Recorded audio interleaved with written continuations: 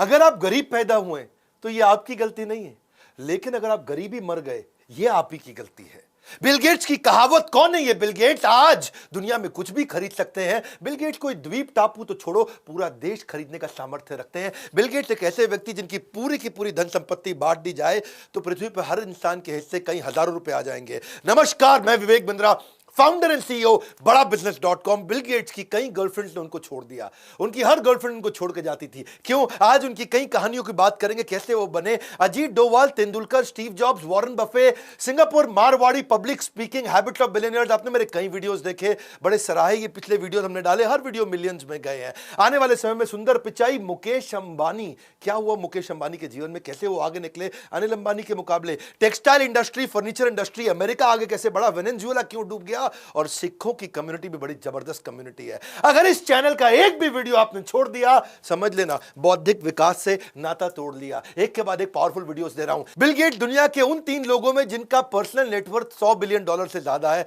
लेकिन इतना बड़ा अरबपति होने के बावजूद अपने बर्तन वो खुद धोते हैं। बचपन के अंदर उनके पास एक सेकंड हैंड होंडा गाड़ी थी, गाड़ियां कभी नहीं थी, लेकिन अभी रिसेंटली उनसे किसी ने पूछा आपके पास कितनी गाड़ियां हैं, तो काफी देर सोचते रहे, बोले एग्जैक्टली तो याद नहीं है। बिल गेट्स का इंटेलेक्चुअल लेवल इतना अच्छा है कि अपने शुरुआती दिनों में उनके पास एक इंटरव्यूअर आया और उनसे उनके इंटरव्यू में पर्सनल सवाल पूछने लगा, आपकी माँ कैसा फील करती होगी, आपके पिता कैसा फील करते होंगे।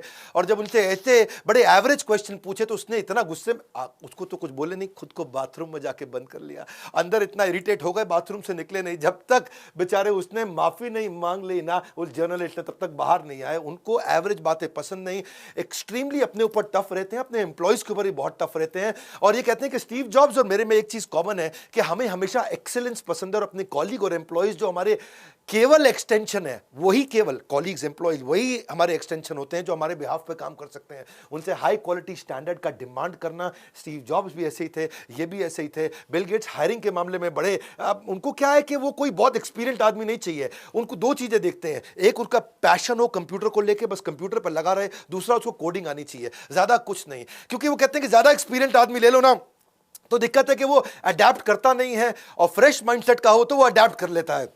2 चीजें पक्की हो, कंप्यूटर से उसको प्रेम हो और दूसरा कोडिंग उसको अच्छे से आती हो। वो कहते हैं कि आलसी आदमी ढूंढ लो, आलसी आदमी को ले आओगे तो मुश्किल काम को करने का कोई आसान तरीका ढूंढ लेगा। चाइल्डहुड से इतने जीनियस थे, 15-16 घंटे रोज पढ़ा करते थे, और मां मेरी इनसे बड़ा नाराज हो जाती थी कि बिल गेट्स, भाई ऐसा है बिल, बच्चे बाहर जाके खेल ले, सारे बच्चे खेलते हैं, सब फिजिकल एक्टिविटी करते हैं, तू 15-15 घंटे पढ़ता है। बिल गेट्स मानते नहीं थे, उनको पढ़ने से कुछ एडिक्शन था, इतना पढ़ते थे, इतना पढ़ते थे। एक दिन मां ने सोचा इसके कमरे की बिजली उड़ा देती हूं, और कमरे की पूरी बिजली उड़ा दी, और सोचा कि अब जब पंखा चलेगा ना लाइट चलेगा तो बेचारा सो जाएगा। लेकिन मां तो मां होती है, आधी रात को देखने आई कि बिना पंखे के बेचारा सो कैसे रहा है पसीने में, और आके देख के हैरान हो गई कि बिल गेट्स अकेला एक कोने में पसीने से तरबतर बैठा हुआ और टॉर्च लेकर के किताब पढ़ रहा है। उस दिन मां को बहुत शर्म आई, और उस दिन मां को समझ में आया कि मेरा बेटा साधारण बच्चा नहीं है, ये एक प्रोडिजी है। प्रोडिजी मतलब सुपर जीनियस, एक ऐसा बच्चा जो कि अननेचुरली बहुत ज्यादा जीनियस हो। उसके बाद से उन्होंने कभी किताब पढ़ने के लिए उनको रोका नहीं। चर्च में भी बचपन के अंदर एक कंपटीशन हुआ था, जहां पे वर्ल्ड बुक एनसाइक्लोपीडिया पे कंपटीशन हुआ कि कौन पढ़ के 2000 से ज्यादा शब्द अब एक बार में अविरल लगातार बोलता जाए, धारा प्रवाह जिसको बोलते हैं। और उन्होंने फ्लॉलेसली बोला। 35 बच्चे थे, 6 से 12 साल की उम्र के, ये 8 साल के थे, लेकिन पहला जो रैंक मिला वो इन्हीं को मिला। 12 साल की उम्र में मोनोपोली गेम खेलते थे बचपन से, और कोई गेम पसंद नहीं इनको, बोर्ड गेम खेलना, मोनोपोली गेम खेलना। मैथ के कॉम्पिटिशन में कोई सवाल पूछे उससे पहले आंसर देते थे, सवाल को आधे में रोक करके आंसर देते थे, इतना तेज इनका मैथमेटिक्स के, ये शुरू से बहुत एडिक्शन था इनको। कोई भी इनसे पूछता बच्चों को बताओ कि क्या सिखाएं, बच्चों को बताओ कि क्या आप एडवाइस दोगे, बोला मैथ सिखा दो। मैथ में इतना तेज थे, और मां ने इनको शुरू से प्रैक्टिस करा दी थी कि बच्चे आसपास आके खेलते थे, सारे बच्चे सोसाइटी के मोहल्ले के आसपास खेलते थे आके, उन बच्चों को बोलती थी जो जीता उसको रिवॉर्ड दूंगी, जो हारा उसको पेनल्टी दूंगी। और मां की उस प्रैक्टिस से जीतने के चक्कर में, रिवॉर्ड लेने के चक्कर में, ये और ध्यान से मोनोपोली और बोर्ड गेम्स खेलते थे। 13 साल की उम्र में इन्होंने एक कंप्यूटर गेम बना दिया, टिक टैक टो। टिक टैक टो तो आपको मालूम होगा ना, जीरो काटा है जी। बचपन, कईयों का बचपन पीछे की बेंच पे बैठ करके टीचर बोलता रहा और टिकटॉक जीरो काटा लगा लगा के खेलते रहे। आपने और मैंने भी बहुत जीरो काटा खेला। वो एक्चुअली शुरू इसी ने किया था, बिल गेट्स ही है उस जीरो काटा का जन्म देने वाला। 14 साल की उम्र में इसने बेचारे ने मना कर दिया कि मैं स्कूल जाऊंगा नहीं। माँ ने पूछा क्यों? माँ हालांकि टीचर थी। माँ को बोला, माँ आप तो अच्छी टीचर हो लेकिन स्कूल में बच्चों को टीचर पढ़ाना आ जानती नहीं है, टीचर पढ़ा ही नहीं पाती, टीचर से ज्यादा तो मैं जानता हूं। माँ को बुरा लग गया क्योंकि माँ खुद टीचर थी, उसको ईगो हर्ट हो गई। माँ ने बोला नहीं नहीं ऐसा नहीं है, और पिता भी गुस्सा हो, मुंह पे फेंक के पानी मारा था बिल गेट्स की। उनकी बहन बताती है उनकी कहानी। लेकिन बिल गेट्स बाद में स्कूल गए, पर बाद में क्योंकि स्कूल जाकर के क्या करते थे, क्लास में बैठेंगे नहीं, कंप्यूटर रूम में बैठ जाते थे, कंप्यूटर लैब में वहां लगे रहते थे। कोडिंग इनको बहुत पसंद था, वहीं पीछे बैठ करके कंप्यूटर लैब में चुपचाप लगे रहते थे। तो मास्टर ने, हेड मास्टर ने बोल दिया अब तू कंप्यूटर क्लास में आएगा नहीं, और कंप्यूटर क्लास से बाहर निकाल दिया उसको। बोला कंप्यूटर लैब में तेरी एंट्री बैन है। तो थोड़े दिन के बाद क्या हुआ, अच्छा ये तो उदास था, पर थोड़े दिन के बाद उनके कंप्यूटर में एक वायरस आ गया, और वायरस आया तो आसपास शहर में कोई वायरस निकाल नहीं पाया। इसने बोला मैं वायरस निकाल दूंगा, लेकिन अगर तुमने मुझे, एक ही शर्त है, वापस कंप्यूटर क्लास में बैठने देना। उन्होंने बोला ठीक है। इसने कंप्यूटर का वायरस निकाल दिया, और उसके बाद से फिर ये कंप्यूटर क्लास में बैठने लगे, और वहाँ जाकर के आराम से कंप्यूटर लैब में शाम को बैठ जाया करते थे। स्कूल इनकी कैपेबिलिटी समझ गया था कि कोडिंग में बहुत मास्टर है, चीज़ों को ऑटोमेट कर सकते हैं। तो उनको 14 साल की उम्र में बोल दिया कि हमारे स्कूल का टाइम टेबल अगर ऑटोमेट करके दिखाओ तो मज़ा आ जाए। उन्होंने पूरे स्कूल का, क्लासरूम का, टीचर का कॉम्प्लिकेटेड शेड्यूल, कौन से घंटे में कौन सा बच्चा किस समय कहाँ पढ़ेगा, कौन सा टीचर रेस्ट करेगा, कौन सा टीचर क्लास देगा, कब स्टूडेंट का गेम्स पीरियड होगा, इन्होंने बड़ा अच्छे से पूरा ऑटोमेट कर दिया पूरे स्कूल को 14 साल की उम्र में, सारे टाइम टेबल, सारे शेड्यूल को। और अपना तो जुगाड़ कर लिया, अपने आसपास जो उसके बेस्ट फ्रेंड्स थे ना, उनके बीच में अपनी सीटिंग अरेंजमेंट हर क्लास में कर दी। 15 साल की उम्र में सियाटल में बहुत ट्रैफिक हुआ करता था। ट्रैफो डेटा नाम का इसने सॉफ्टवेयर ऐसा बढ़िया बना दिया, कंप्यूटर प्रोग्राम तैयार कर दिया जिससे और पूरा का पूरा ट्रैफिक को ऑटोमेट कर सके, और ट्रैफिक कहीं जैम लगे ही नहीं। उसके लिए सरकार ने इसको $20,000 भी दिया था। 18 साल की उम्र में मैथमेटिक्स के कारण इसके 1600 में से 1590 पूरे के पूरे राज्य के अंदर हाईएस्ट आए थे। पिता ने इनको बोला तू हार्वर्ड चला जा, दुनिया का बेस्ट कॉलेज हार्वर्ड में जाके पढ़। ये हार्वर्ड गए और थोड़े दिन के अंदर हार्वर्ड छोड़ के आ गए। हार्वर्ड से ड्रॉप आउट हो गए, पर आगे चल के हार्वर्ड ने इनको कॉम्प्लीमेंट्री अपनी तरफ से ऑनररी, जिसको बोलते हैं डॉक्टरेट डिग्री भी दी। एक्सट्रीमिस्ट नेचर के हुआ करते थे, पढ़ने बैठेंगे तो पढ़ते रहेंगे, काम करने बैठेंगे तो काम करते रहेंगे, काम ऐसा करते रहेंगे कि वहीं ऑफिस में सो जाएंगे। 21 साल की उम्र में हार्वर्ड छोड़ के इन्होंने माइक्रोसॉफ्ट शुरू करी। 31 साल की उम्र में दुनिया के सबसे यंगेस्ट अरबपति बने। 13 साल तक लगातार वर्ल्ड रिचेस्ट रहे। 1995 से 2007 तक लगातार वर्ल्ड रिचेस्ट रहे। और इनफैक्ट फोर्ब्स ने 23 दफा दुनिया के सबसे बड़े अरबपतियों की रिपोर्ट छापी, और 23 में से 17 बार दुनिया के सबसे अमीर आदमी बिल गेट्स को ही बताया। इतना भयंकर फोकस, टाइटल आपने ठीक पढ़ा, इनकी हर गर्लफ्रेंड इनको छोड़ देती थी। ठीक बात है। एक्चुअली इनका बचपन का दोस्त है स्टीव बामर। ये उसको बोले स्टीव भाई, बोले हाँ बिल भाई। यार स्टीव भाई जिंदगी में सब कुछ है, अच्छी कंपनी बना ली, माइक्रोसॉफ्ट बना ली, इतने बड़े अरबपति बन गए, अच्छा लग रहा है सब कुछ, लेकिन यार मेरी कोई सोशल लाइफ नहीं है। तो स्टीव भाई बोले चिंता मत कर, तो एक काम कर, आज तैयार व्यार हो गया, तेरे को मैं नाइट क्लब में लेके चलता हूँ और वहाँ जाके पार्टी करेंगे। क्या करेंगे? पार्टी करेंगे। हाँ, तो बिल गेट्स भी तैयार होगा और ठीक है जी पार्टी करेंगे, हैं जी। और बोला मैं तुझे एक सुंदर देवी जी से मिलवाऊंगा, उसके साथ डेट पे जा, थोड़ा वाइन एंड डाइन कर, तेरे को अच्छा लगेगा। इसने कहा बिल्कुल ठीक है जी। ये पहुंच गए तैयार होकर के, और आज एक नई गर्लफ्रेंड बनेगी मेरी, हाँ। एक्साइटेड जाकर टेबल पे बैठे, और टेबल पे बैठते ही जैसे वो लड़की बैठी, उसको कुछ थोड़ा ऑफर किया खाने पीने को। सबसे पहला सवाल पूछ लिया, देवी जी आपके 10वीं में मैथमेटिक्स में कितने नंबर आए थे? उसके होश उड़ गए, हैं जी। ये कोई डेट पे ऐसा सवाल पूछता है लड़की से आके, तेरे मैथ में कितने नंबर आए थे? वो जाके स्टीव बामर को शिकायत लगा दी, ऐसे आदमी के साथ डेट पे भेज दिया, मेरे से मैथ के नंबर पूछ रहा है। बामर ने बुलाया, यार बिल गेट्स क्या करता है, हैं जी, लड़की से कोई मैथ के नंबर पूछता है? और लड़कियों से मैथ के नंबर नहीं पूछते, उनके मैथ में नंबर ज्यादातर अच्छे नहीं होते हैं। कहता ओहो सॉरी यार, आगे से ध्यान रखूंगा, चल कोई नहीं, मैं तेरे लिए सेकंड अटेम्प्ट करता हूं। एक और देवी जी जानता हूं, उसके साथ डेट पे जा, मजा आएगा तेरे को, और याद रखियो आज मैथ के नंबर मत पूछियो। करे ठीक है जी, हाँ। और टाई लगा के रात को रेडी होके फिर क्लब पहुंच गया। अब वो देवी जी आई और पहले ही सोच के गया था कि इससे इसके मैथ के नंबर नहीं पूछूंगा, और इसने जाकर उसको बोला और मैं तुम्हारे मैथ के नंबर नहीं पूछूंगा, ऐसा करते हैं मैं 10 सवाल देता हूं, हम दोनों बैठ के सॉल्व करते हैं, जो पहले सॉल्व कर गया वो जीत गया। वो बड़ा इरिटेट हो गई, ये क्या आदमी है, डेट पे आके मैथ के सवाल सॉल्व करने को बोल रहा है। तो वो उसने फिर जाके स्टीव बामर को शिकायत लगा दी, दूसरी लड़की ने भी। बामर बोला यार बिल गेट्स तेरा दिमाग खराब है जी, मैथ के सवाल सॉल्व कर रहा है, वहां जाके उसके साथ कंपटीशन लगा रहा है। कंपटीशन नहीं लगाते यार, कोलैबोरेशन करते हैं। तो उसको समझ आई, अच्छा यार बड़ी गलती कर दी, कंपटीशन नहीं करना था, कोलैबोरेशन करना था। ये बोला एक मौका और दे दे, तीसरी बार फिर पहुंच गया बिल गेट्स। अब पहुंच के अब तीसरी बार कोई नई देवी जी आई, उनको बोला ना तुम्हारे मैथ के नंबर पूछूंगा, ना तुम्हारे साथ कंपटीशन करूंगा सवाल सॉल्व करने में, तुम बस खाली ये बता दो तुम्हारे कौन कौन से सवाल गलत रह गए थे, वो सारे मैं खुद ही सॉल्व करके दिखा देता हूं जी, हमारा कोई कंपटीशन नहीं है। तीसरी वाली भी भाग गई और उसके बाद स्टीव बामर ने भी मत्था पीट लिया, यार क्या आदमी है तू, मैथ जिंदगी भर छोड़ेगा ही नहीं। ये थे बिल गेट्स। और फाइनली उन्होंने बोल दिया कि भाई ऐसे मुझे कोई गर्लफ्रेंड नहीं मिलेगी, ना मेरा ऐसे किसी के साथ चलेगा। और ये तब तक चला जब तक उनको मेलिंडा नहीं मिल गई। उनकी अपनी कंपनी में मेलिंडा काम करती थी, जिनके साथ उनका जीवन आगे बढ़ा। लेकिन वैसे अभी तक तो केवल उनकी गर्लफ्रेंड ही उनको छोड़ के जाती थी, पर अभी न्यूज में पता चला है कि मेलिंडा भी उनको 27 साल के बाद छोड़ के चली गई, डिवोर्स हो रहा है इनका। ये सुन के बहुत दुख हुआ मुझको, क्योंकि दोनों में काफी प्रेम था और दोनों ने एक साथ मिलकर विश्व की बहुत सेवा भी की है। तीसरी सुंदर कहानी, ये अभी उतने अमीर नहीं हुए थे और एक एयरपोर्ट में जब ये अखबार वेंडर को बोले कि भाई मुझे जरा अखबार खरीदना है, उसने कहा ले लो अखबार। इसके पास $100 का नोट था और खुले नहीं थे। अब अखबार वाले के पास भी चिल्लड़ नहीं, बस $100 वहां बड़ा होता है, हमारे देश के 100 रुपए जैसा नहीं होता भाई, वहां सबसे बड़ा नोट $100 ही होता है। तो उसने कहा कोई बात नहीं रख लो, हाँ अगली बार पैसे दे देना। अगली बार ये 3 महीने के बाद उस एयरपोर्ट पे गए, उन्होंने फिर अखबार लिया, उस दिन फिर चेंज नहीं दे पाए और बड़े परेशान हो गए, यार मैं इसको 2 बार चेंज नहीं दे पाया। आगे चल के बिल गेट्स जब अरबपति बन गए, बहुत बड़े अरबपति बन गए, तो उनको याद आई उस अखबार वाले की और वो ढूंढते ढांढते उसी एयरपोर्ट पे खोज निकाला उस आदमी को और बोला सुनो मैंने तुमसे 2 बार अखबार लिया था, तुम्हें पैसे नहीं दे पाया। उसने कहा हाँ ठीक बात है। बोले अब मैं दुनिया का सबसे बड़ा अरबपति हूँ, मांगो तुम मुझसे क्या मांगना चाहते हो। अखबार वाले ने बोल दिया मैंने तुम्हारी तब मदद करी थी जब मैं गरीब था और तुम्हारे पास भी पैसे नहीं थे, लेकिन तुम मेरी अब मदद करने आए हो जब तुम इतने अमीर बन चुके हो, इसलिए मेरी मदद तुम्हारी मदद से ज़्यादा बड़ी है, मुझे तुमसे कुछ नहीं चाहिए। और खुददारीपन के चलते उस वेंडर ने बिल गेट्स से कुछ पैसा नहीं लिया। तो आगे चल के कुछ दिनों के बाद, हालांकि बिल गेट्स बड़े चिंतित हुए इस बात को सुन के, वो कुछ कर नहीं पाया उस वेंडर के लिए। किसी ने उनसे पूछ लिया बिल गेट्स आप सबसे अमीर आदमी हैं, क्या आपसे भी ज़्यादा अमीर कोई है? हाँ वो अखबार का वेंडर मुझसे ज़्यादा अमीर है, क्योंकि आज भी उसके 2 अखबारों के कर्ज तले में दबा हुआ हूं।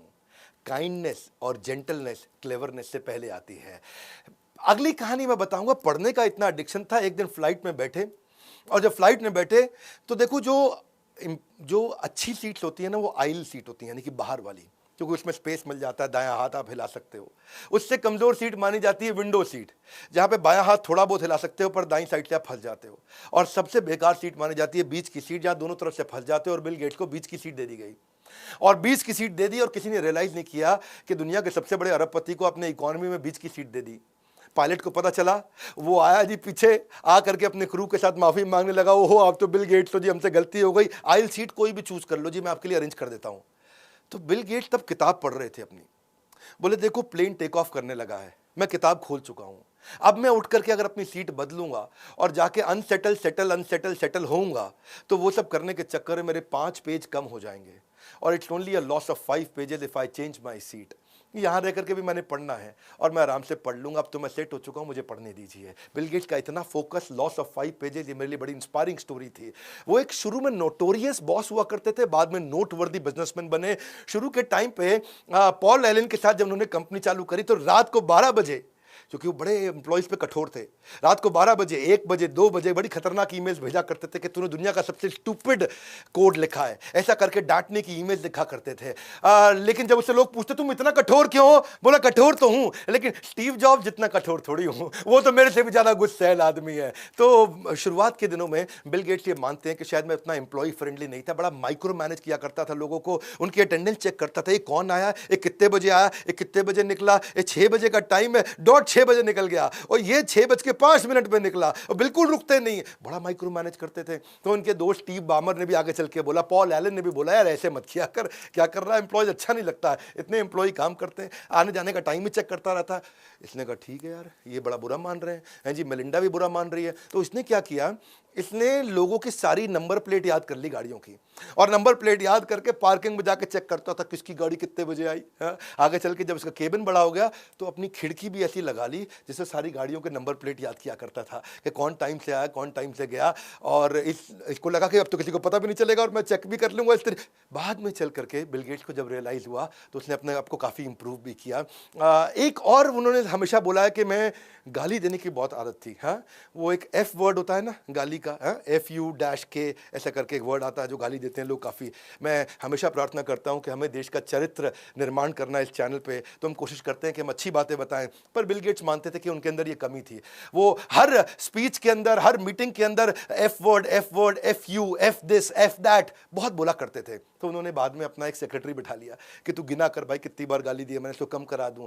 वो सेक्रेटरी ने गिन के बताना शुरू किया। सबसे लोएस्ट नंबर ऑफ गाली इसने मीटिंग में 4 बार दी थी, वो इसका लोएस्ट था। लेकिन इनकी ज़िंदगी तब बदली जब मेलिंडा इनकी लाइफ में आ गई, जिसने उनको हायर पर्पस, हायर कॉज और जीवन के अंदर एक नाइसनेस, एक कैरेक्टर को बिल्ड करके दिखाया। और ये मेलिंडा के चलते ही आगे चल के NGO भी बनाई है। टाइम को वैसे बहुत वैल्यू करते हैं, शुरू से टाइम को बहुत वैल्यू करते हैं कि no matter how much money you have, you can't buy more time. No, आप ज़रा टाइम तो खरीद ही नहीं सकते, पैसा कितना भी हो आप टाइम नहीं खरीद सकते।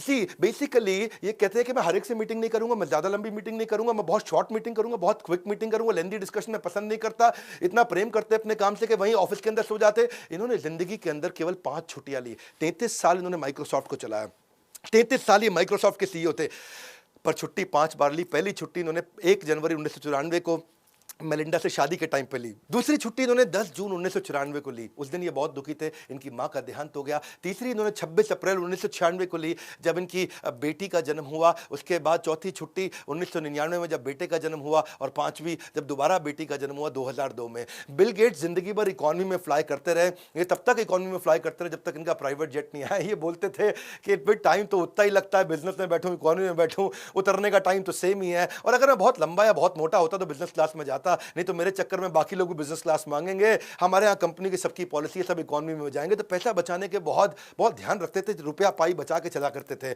इन्होंने हमेशा माना है कि मैं 10 में से 9 डिसीजन ठीक लेता हूं, 1 गलती कर देता हूं, पर मुझे कोई दिक्कत नहीं है, वो 9 के कारण मेरी प्रोग्रेस बहुत हो जाती है। तो risk of taking wrong decision is preferable to a terror of indecision. हाँ, इनडिसीजन मतलब डिसीजन ना लेना बहुत खतरनाक है।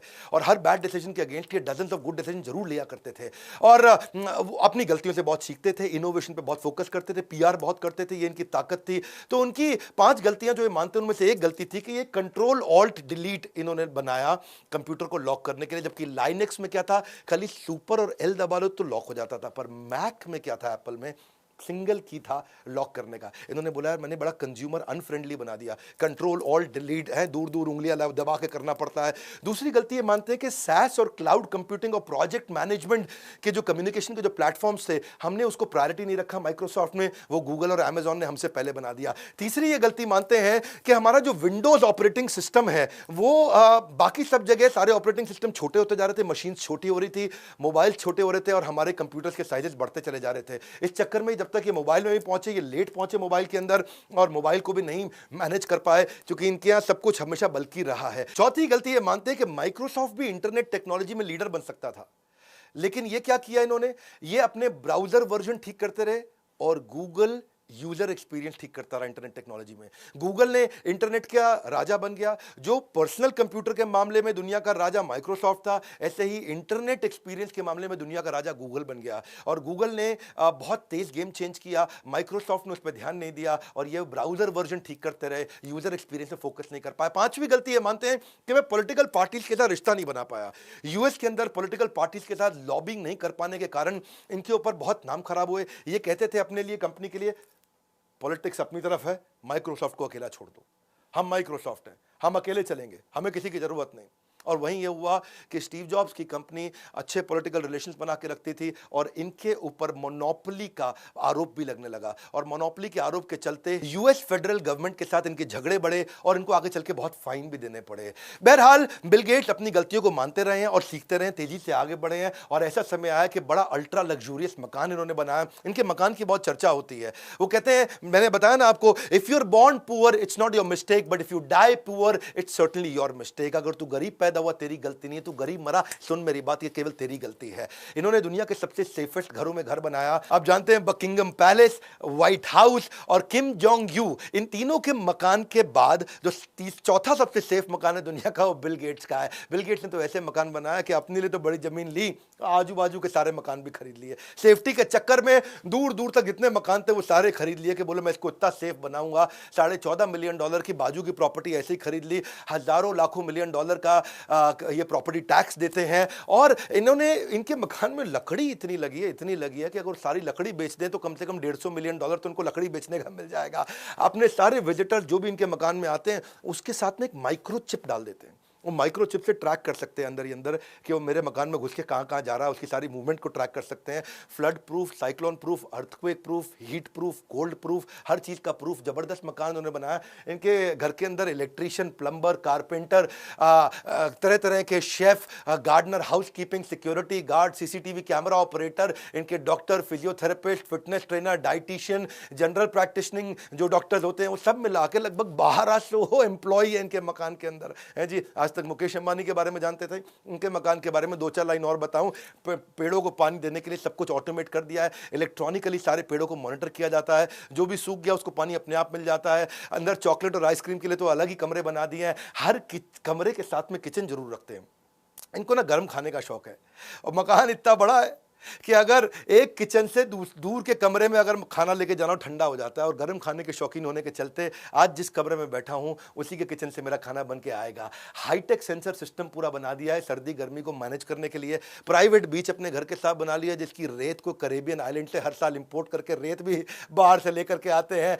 और सारी जितनी हैंगिंग पेंटिंग्स हैं, अगर किसी से बोर हो जाएं तो पेंटिंग्स चेंज हो जाती हैं अपने आप ऑटोमेटिकली। जिस तरीके का मूड हो वैसी सारी पेंटिंग्स लग जाती हैं। उसके लिए तो उन्होंने $1.5 मिलियन अलग से उसी पे खर्च कर दिया। प्राइवेट थिएटर बना रखा है, उसके अंदर पॉपकॉर्न वेंडिंग मशीन भी लाओ भाई पॉपकॉर्न, ओए आराम से आओ भाई मिलिंडा मूवी देखेंगे है जी। हम ये बात सिंगम नहीं चलती बॉलीवुड की। और उसके अलावा कार्बन एमिशन के चक्कर में एक बार किसी ने पूछ लिया इनसे कि तुम तो प्राइवेट जहाज पे घूमते हो, कार्बन की बात करते हो, से कितना तेल तुम फूकते हो प्राइवेट जहाज में, कितना कार्बन एमिशन हो रहा है। तो उसने बताया कि मैं साल का $7 मिलियन यानी कि 50 करोड़ रुपए यानी कि 3 गुना ज़्यादा खर्च करता हूं, इसलिए कि मेरे तेल से कार्बन एमिशन ना हो, मैं महंगा वाला तेल इस्तेमाल करता हूं। बिल गेट्स तो बिल गेट्स हैं। फिलैंथ्रोपी के मामले में, समाज सेवा के मामले में बहुत आगे निकल गए, एक्चुअली सिग्निफिकेंट डिफरेंस क्रिएट किया। बिल गेट्स के बारे में कोविड के टाइम पे कभी कभार कुछ इनके ऊपर दोषारोपण भी होता रहा, पर एक बात सच है कि बिल गेट्स और मेलिंडा गेट्स फाउंडेशन दुनिया के सबसे बड़े चैरिटी फंड्स में से है और प्राइवेट फाउंडेशन में वर्ल्ड के सबसे बड़ों में से है।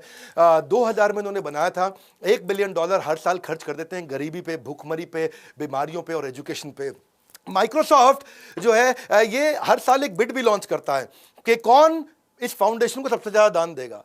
जो सबसे ज्यादा दान देगा उसको बिल गेट अपना घर घुमा के दिखाएंगे हैं जी, उसको घर में लेके जाएंगे, घुमाएंगे। आपको भी बिल गेट के घर जाना है तो उनको दान दे देना जा सकते हो। वैसे अच्छा इस समय कोविड के टाइम पे यही दान देना चाहिए। मैं भी कंटिन्यूसली प्रयास करता हूँ, कोशिश करता हूँ अपने दान के बारे में बात ना करूँ, लेकिन लगातार प्रयास करता हूँ। अपने दोस्त वॉरेन बफे को भी साथ ले लिया, भाई तू भी 90% दान देगा, मैं भी 90% सारा पैसा दान दे दूंगा। अपने बच्चों को केवल $10 मिलियन दे रहे हैं, अपनी टोटल वेल्थ का केवल फ्रैक्शन है। आप जानते हैं बिल गेट्स का नेटवर्थ $129 बिलियन।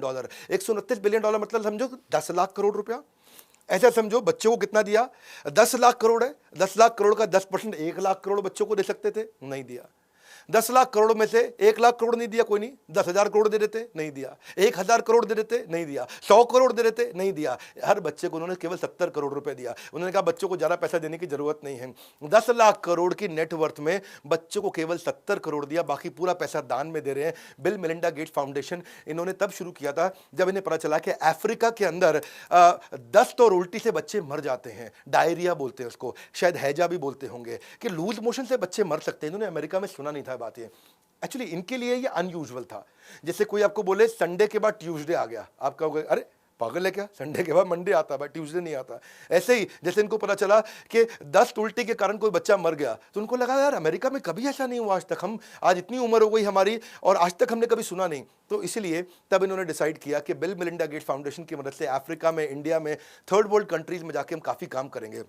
और फिर ऐसा ही हुआ, ये यहां पे आए, इन्होंने एचआईवी के ऊपर भी इंडिया में काफी काम किया, 6 लाख नए इन्फेक्शन एचआईवी के होने से बचा लिए और पोलियो को खत्म किया। 23 लाख वॉलंटियर उन्होंने बनाए जिससे 17 करोड़ बच्चों को पोलियो की दवाई दी। और 2014 में खुशखबरी ये कि डब्ल्यूएचओ ने अनाउंस किया कि इंडिया कंप्लीटली पोलियो फ्री हो चुका है। एक्चुअली इन्होंने बिहार और उत्तर प्रदेश पे फोकस किया क्योंकि 30 करोड़ की पॉपुलेशन वहीं थी, और बिहार और उत्तर प्रदेश से शुरू करता हूं। ये विजनरी रिस्क टेकर भी रहे हैं, इन जिंदगी में बड़े बड़े रिस्क भी लिए हैं इन्होंने।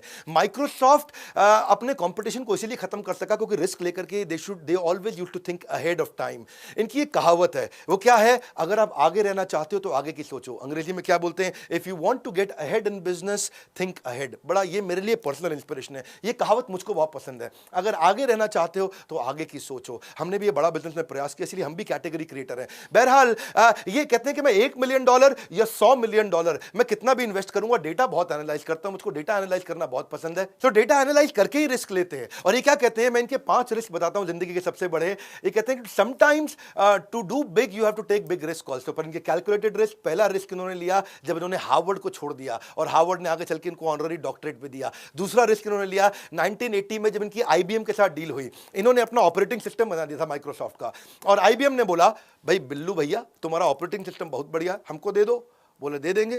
बोला कितना पैसा? तो ये सब बड़े खुश हुए, स्टीव बामर, इनके साथ के सब लोग बहुत खुश हुए कि भाई सॉफ्टवेयर आईबीएम ले जाएगा, अपने कंप्यूटर में डालेगा और हमको बहुत पैसा मिल जाएगा। बोले नहीं नहीं नहीं नहीं, हर कंप्यूटर का अलग पैसा लूंगा। सुनिए मेरी बात, एक साथ पैसा नहीं चाहिए।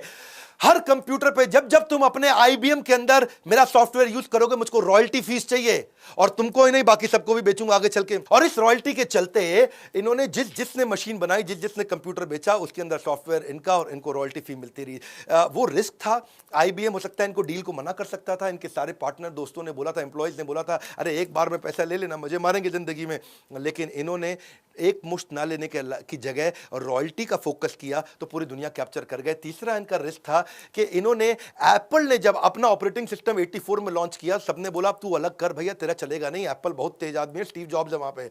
लेकिन इन्होंने उसके साथ ही अपना भी ऑपरेटिंग सिस्टम लॉन्च कर दिया, और इनका ऑपरेटिंग सिस्टम ओपन मॉडल पे काम करता था, जबकि एप्पल केवल एप्पल की मशीन्स पे चलता था, और इसके कारण इनको सफलता मिली, और ये पर्सनल कंप्यूटर में 90% मार्केट लेगा। चौथा रिस्क इन्होंने, जब 2008 में माइक्रोसॉफ्ट को छोड़ करके स्टीव बामर के हाथ में कंपनी पकड़ा करके इन्होंने मेलिंडा गेट्स, जो बिल मेलिंडा गेट फाउंडेशन अपनी एनजीओ चलाने के लिए चले गए थे, वो रिस्क था। लेकिन स्टीव बामर और उसके बाद हमारे इंडिया के सत्या नडेला, माइक्रोसॉफ्ट आज भी अच्छा चल रहा है। 5वां रिस्क इनका था कि जब इन्होंने $5.5 बिलियन पोलियो के लिए खर्च किए थे, उसमें काफी पैसा इंडिया में इन्होंने लगाया था। $5.5 बिलियन, आप भी समझ सकते हैं मेरी बात को। लगभग 35-40 हजार करोड़ रुपया इन्होंने पोलियो को खत्म करने लगाया, जिसमें बड़ा रिस्क भी था, कोई गारंटी नहीं थी। लेकिन केवल वो लोग बहुत दूर तक जाते हैं जो लगातार सीखते हैं। ये अपने डेटा को एनालाइज करके लगातार सीखते भी रहे, सीखने की आदत इनकी जबरदस्त। 5 से 7 किताबें ये हर टॉपिक पर जब बोलना पड़े तो पढ़ लेते हैं। 50 से 100 किताबें हर साल पढ़ लेते हैं। जब बच्चे इनके साथ हॉस्टल में डॉर्मेट्री के अंदर प्लेबॉय पढ़ा करते थे तो उस समय ये फॉर्च्यून मैगजीन पढ़ते थे कि दुनिया के सबसे बड़े अरबपति कौन है। एक्चुअली टी बाबर से कॉलेज में इनकी दोस्ती भी, फॉर्च्यून मैगजीन इनको जब पढ़ते हुए देखा ना, तभी इनकी दोस्ती भी हो गई थी। और ये थिंक ब्रेक भी लेते हैं, हर साल 1 हफ्ते की थिंक ब्रेक लेते हैं, और उस 1 हफ्ते में केवल किताबें पढ़ते हैं और कुछ नहीं पढ़ते, कुछ नहीं करते हैं। सीखने वाला व्यक्ति जीतता है, ये बात समझ लीजिए। दुनिया का हर लीडर एक बहुत जबरदस्त रीडर है, बहुत जबरदस्त लर्नर है। हमने इसको आईबीसी के अंदर इनको घोट करके डाला है। आईबीसी के ऊपर अगर आप चाहते हैं कि आईबीसी मॉडल क्या है, इसके ऊपर वीडियो भी बनाऊंगा। एक आईबीसी मतलब, अगर जिंदगी में कोई भी तुम्हें बिजनेस करना है ना, एवरीथिंग अबाउट एंटरप्रेन्योरशिप की जगह आईबीसी के बारे में पता कर लो। माल को बेचें कैसे, पर्सनालिटी कैसे डेवलप करें, डिजिटल मार्केटिंग कैसे करें, कस्टमर से follow up, lead generation, digital influencer कैसे बने, आपको कैसे एक यूट्यूबर बन सकते हो, speaking skill, presentation skill, digital entrepreneurship, selling skills, आपको closing technique, generating lead. Basically हमने एवरीथिंग अबाउट एंटरप्रेन्योरशिप और सारे कोर्सेज के साथ हैंड होल्डिंग आईबीसी की शुरू करी है। आईबीसी को ना बेसिकली हम रगड़ देते हैं। क्या करते हैं? उसको रगड़ देते हैं। इतना ट्रेन करेंगे भैया तुमको, इतना ट्रेन करेंगे, इतना तुमको लगा करके दबा के ट्रेन करेंगे कि जब तक तुम अपना बिजनेस नहीं चालू कर दोगे, जब तक अपने बिजनेस को एस्टैब्लिश नहीं करोगे, तब तक हम तुमको ट्रेन करते रहेंगे। और इसमें कॉर्पोरेट एटिकेट के ऊपर, ईमेल एटिकेट पे, ड्रेसिंग एटिकेट पे, एलिवेटर एटिकेट, कोई भी प्रकार की एटिकेट वो सारी सिखाएंगे। हमने एक ऐसा सीएमएस लॉन्च कर दिया कि अगर आपको कोई दिक्कत आ रही है तो आपको सेम डे रेजोल्यूशन करते हैं, आपको लर्निंग इक्वल टू अर्निंग में आगे पहुंचाते हैं। 5 लाख से ज्यादा लीड अपने आईबीसी को देते हैं ताकि they can make also money.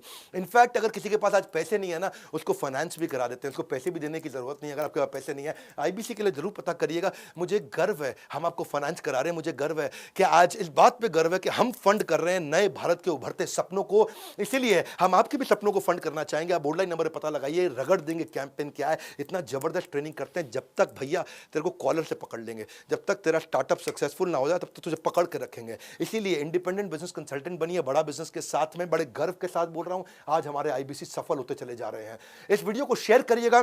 Bill Melinda Gates के बारे में आज जो मैंने बताया, इसमें कई लर्निंग के नीचे लर्निंग्स बताइए अपनी। अगला वीडियो कौन सा देखना चाहते हैं नीचे मुझसे बात करिए आकर के। अगर आप आईबीसी की पूरी जानकारी चाहते हैं तो उसके ऊपर वीडियो बना सकता हूं, नीचे मुझसे बात करते रहिए कमेंट बॉक्स में। मैं रेगुलरली आ रहा हूं, हो सकता है हर एक को रिप्लाई नहीं करता, लेकिन आगे पढ़ता हूं। लाइक करके उत्साह बढ़ाइए ना, इतने फ्री वीडियोस बनाने में बहुत मेहनत लगती है। नए आए सब्सक्राइब करिए, शेयर जरूर करिए। हमारे साथ जुड़े रहने के लिए, दुनिया के नंबर 1 एंटरप्रेन्योरियल यूट्यूब चैनल पे आने के लिए आप सबका हृदय की गहराइयों से प्रेम पूर्वक मुस्कुराहट के साथ धन्यवाद।